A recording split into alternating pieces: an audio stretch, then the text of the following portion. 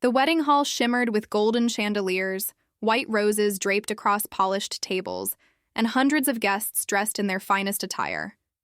It was the grandest event of the season, and the bride, Sophia, basked in the attention.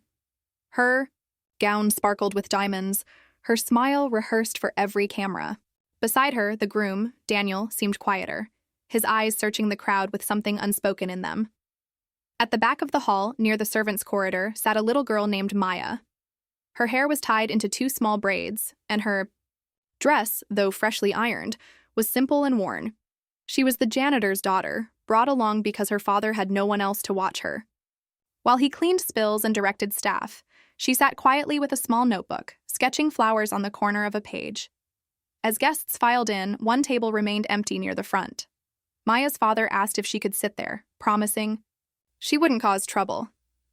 Maya slipped into a chair timidly, her eyes wide at the glittering decorations.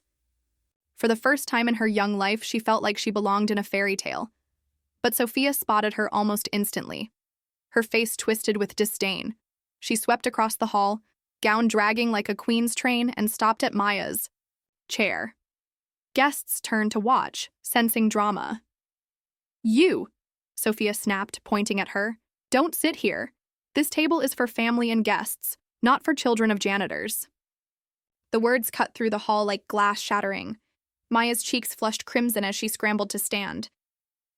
I'm sorry," she whispered, clutching her notebook against her chest. Her father, hearing the commotion, rushed over, his eyes full of panic.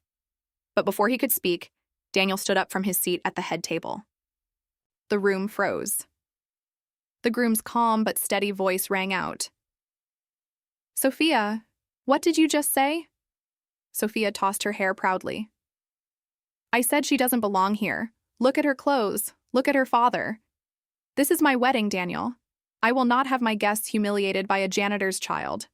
Gasps echoed.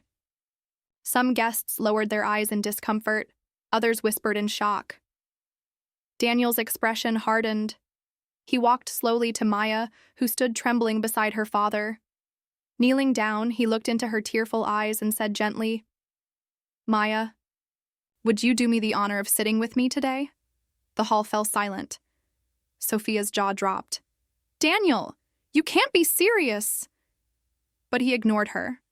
Standing tall, he guided Maya to the head table and pulled out a chair right beside his own. "She belongs here more than anyone who looks down on others," he declared. The guests erupted into applause, some standing in support. Maya's father covered his face, tears slipping through his fingers. He had never seen his daughter treated with such respect. Sophia's face flushed with rage. "You're embarrassing me," she hissed. "No," Daniel replied firmly, removing the wedding ring from his pocket. "You embarrassed yourself. A marriage built on arrogance is doomed before it begins. If you cannot respect the dignity of a child, you cannot share my life." The hall gasped louder than ever before. Sophia's composure shattered. She tried to argue, but the murmurs of disapproval from the guests drowned her out. She stormed from the hall, her gown swishing like a curtain closing on her pride. Daniel turned back to Maya. "Never believe you don't belong. Kindness and dignity are the true measure of worth." From that day forward, Sophia's name was whispered only as a cautionary tale of arrogance. Maya, however, was remembered as the little girl who taught an entire hall the meaning of respect. Her father walked taller, and Daniel's act of courage spread across the city, praised as the moment when wealth chose dignity over pride.